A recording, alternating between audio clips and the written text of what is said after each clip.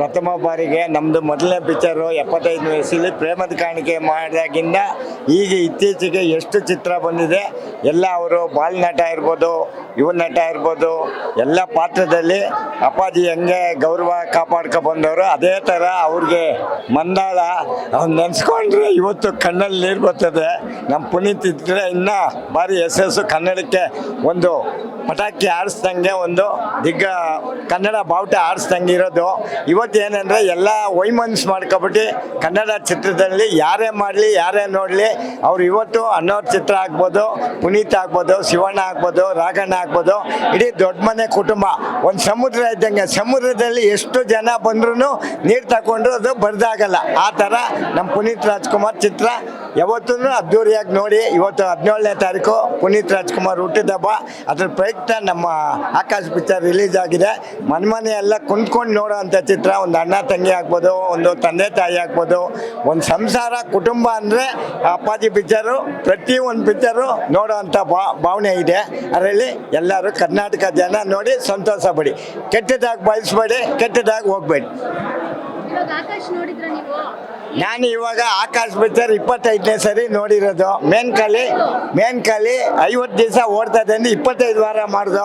ಇವತ್ತೂ ಅದೇ ಥರ ಇದೆ. ಹಾಡಾಗಲಿ, ಒಂದು ರಮ್ಯಾ ಅವರು ಪಾತ್ರ ಆಗಲಿ, ನಮ್ಮ ಪುನೀತ್ ರಾಜ್ಕುಮಾರ್ ನಟನೆ ಆಗಲಿ, ಕೆಲವರು ಎಲ್ಲ ಮನೋಭಾವದಿಂದ ಕನ್ನಡ ಜನತೆ ಕರ್ನಾಟಕದಲ್ಲಿ ಪ್ರಥಮ ಬಾರಿಗೆ ಎಲ್ಲರೂ ಮನೆ ಮಾತಾಡಿರುವ ನಮ್ಮ ಪುನೀತ್ ರಾಜ್ಕುಮಾರ್ ಒಂದು ಮಗನ ಥರ, ಒಂದು ಅಣ್ಣನ ಥರ, ಒಂದು ತಮ್ಮನ ಥರ, ಒಂದು ಹಿರಿಯ ನಟ ಭಾವನೆಯಲ್ಲಿ ಹೋಗವ್ರೆ. ಅವ್ರು ಯಾರೂ ಇವತ್ತವರೆಗೂ ಎಲ್ಲ ಕಲಾಭಿಮಾನಿಗಳು ಅಭಿಮಾನಿ ದೇವರಾಗಿ ಅಂತ ಅಣ್ಣವ್ರು ಹೇಳಿರೋದು.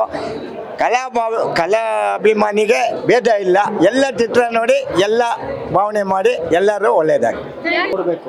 ಯಾಕೆಂದರೆ ಇವತ್ತು ನೋಡಿ ಅಪ್ಪು ಸಾರು ಇವತ್ತೊಂದು ದಿವಸ ಸೆಕೆಂಡ್ ರಿಲೀಸು 25ರಲ್ಲಿ ರಿಲೀಸ್ ಆಗಿದ್ದು 2025ರಲ್ಲಿ. ಇವತ್ತು 26ನೇ ವರ್ಷ ಸೆಕೆಂಡ್ ರಿಲೀಸ್ಗೆ ಎಷ್ಟು ಕ್ರೇಜ್ ಇದೆ ನೋಡಿ.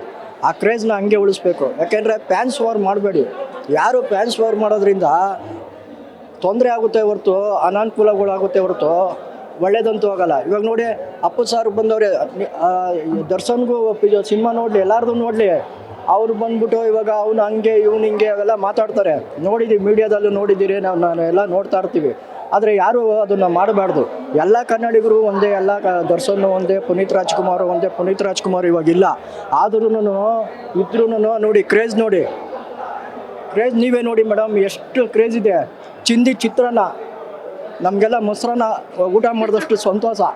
ಆ ಥರ ಆ್ಯಕ್ಟಿಂಗು ಒಂದೊಂದು ಫ್ರೇಮಲ್ಲೂ ನೋಡಿ ಯಾವ ಥರ ಆ್ಯಕ್ಟಿಂಗ್ ಮಾಡಿದ್ದಾರೆ. ಮೈ ಜುಮ್ ಅಂತದೆ. ಆ ಫೈಟ್ ಇಂಟರ್ವಲ್ ಫೈಟು ಅದು ಯಾರು ಆ್ಯಕ್ಷನ್ ಯಾರು ಮಾಡ್ತಾರೆ? ಯಾರು ತೋರಿಸಿ ನೀವು? ವಿತೌಟ್ ಅವರೇ ರಿಯಲಾಗಿ ಮಾಡಿರೋದು. ಆ ಹಿಂದಿ ಸಿನಿಮಾದಲ್ಲೂ ಯಾರೂ ಮಾಡಿಲ್ಲ.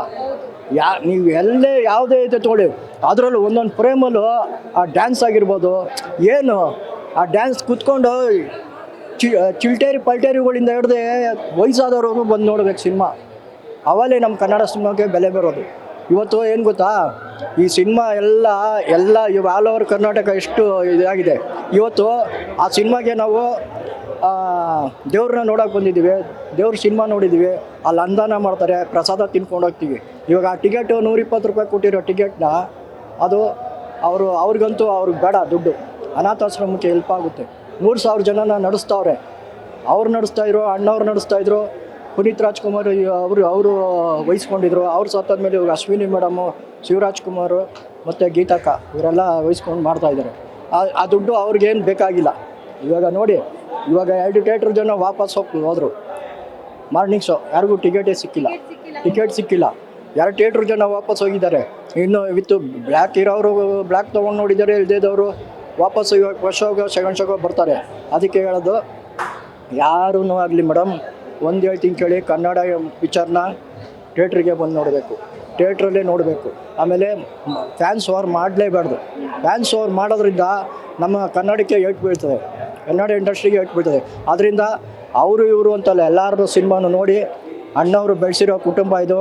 ಅಣ್ಣವರು ಗೋಕಾಕ್ ಬರ್ದು ಜಾರಿಗೆ ತಂದಿದ್ದು ಯಾರು? ಕನ್ನಡ ಜಾರಿಗೆ ತಂದಿದ್ದು ಯಾರು? ಅಣ್ಣವರು. ಅಂಬರೀಷ್ ಅಣ್ಣ ವಿಷ್ಣುವರ್ಧನ್ ಹಿಂದೆ ಹಾಕ್ಕೊಂಡು ನೀವು ಹಳೆ ಫ್ರೇಮ್ಗಳನ್ನ ನೋಡಿ. ಗೋಕಾಕ್ ಬರ್ದು ಕನ್ನಡ ಉಳಿಬೇಕು ಅಂದರೆ ಅಣ್ಣವ್ರ ಕಾರಣ.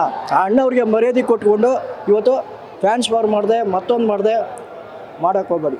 ಕನ್ನಡ ಸಿನಿಮಾನ ಥಿಯೇಟ್ರಿಗೆ ಬಂದು ನೋಡಿ, ಕನ್ನಡ ಬೆಳೆಸಿ, ಕನ್ನಡ ಉಳಿಸಿ, ಕನ್ನಡ ಮಾಧ್ಯಮನ ಬೆಳೆಸಬೇಕು, ಕನ್ನಡ ಉಳಿಸ್ಬೇಕು, ಕನ್ನಡ ಇಂಡಸ್ಟ್ರಿ ಬೆಳಿಬೇಕು, ಕನ್ನಡಕ್ಕೆ ಒಳ್ಳೆಯದಾಗಲಿ. ಕನ್ನಡನ ಥಿಯೇಟ್ರಿಗೆ ಬಂದು ನೋಡಿ, ಪೈರಸಿ ಮಾಡಬೇಡಿ, ಯಾವ ಪೈರಸಿನೂ ಮಾಡೋಕ್ಕೆ ಹೋಗ್ಬೇಡಿ. ಕನ್ನಡ ಪಿಕ್ಚರ್ನ ಬೆಳೆಸಿ. ಆಲ್ ದಿ ಬೆಸ್ಟ್, ಒಳ್ಳೆಯದಾಗಲಿ. Okay, thank you. ನಾವು ದೊಡ್ಡಬಳ್ಳಾಪುರದ ಚೌಡರಾಜ್ ಅಂತ 21 ವರ್ಷಗಳ ಹಿಂದೆ ಆಕಾಶ್ ಮೇನ್ಕಾ ಥಿಯೇಟ್ರಲ್ಲಿ ನೋಡಿದ್ವಿ. ಅದೇ ನೆನಪು ಕಾಡ್ತದೆ. ಇವತ್ತು ನರ್ತಕಿಯಲ್ಲಿ ಬಂದಿದೆ. ಅಪ್ಪು ಸರ್ ಅವರ ಬರ್ತ್ಡೇಗೆ ವಿಶೇಷ ಗಿಫ್ಟು ಅಶ್ವಿನಿ ಅವ್ರು ಕೊಟ್ಟಿದ್ದಾರೆ. ದಯಮಾಡಿ ಕರ್ನಾಟಕಾದ್ಯಂತ ಎಲ್ಲ ಕನ್ನಡ ಚಿತ್ರಗಳು ಚೆನ್ನಾಗಿ ಹೋಗಲಿ, ಮತ್ತೆ ಮರು ಬಿಡುಗಡೆ ಆಗಲಿ. ಅಪ್ಪು ಸರ್ನ ಪ್ರತಿ ವರ್ಷ ನಾವು ವರ್ಷಕ್ಕೊಂದು ಕಾಯೋ ಬದಲು ವರ್ಷಕ್ಕೆ 2-3 ಚಿತ್ರಗಳು ಅವರು ಮತ್ತೆ ಮರಕಳಿಸಿ ಚಿತ್ರ ಬಿಡುಗಡೆ ಆಗಲಿ ಅಂತ ಕೇಳ್ಕೊತೀನಿ.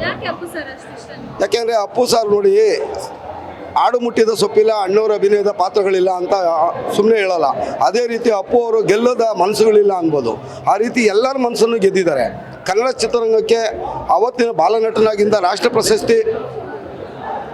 ಪ್ರಶಸ್ತಿ ತಗೊಳ್ಳೋವರೆಗೂ ಅವ್ರದ್ದೇ ಆದಂಥ ಒಂದು ಪ್ರತಿಭೆಯನ್ನು ತೋರಿಸ್ಕೊಂಡ್ಬಂದಿದ್ದಾರೆ. ಕನ್ನಡ ಚಿತ್ರರಂಗಕ್ಕೆ ದಯಮಾಡಿ ಮುಂದಿನ ದಿನಗಳಲ್ಲೂ ಅಂಥ ಚಿತ್ರಗಳು ನಮಗೆ ಮುಂದಿನ ಪ್ರೇರಣೆ ಆಗಲಿ ಅಂತ ಅಷ್ಟೇ.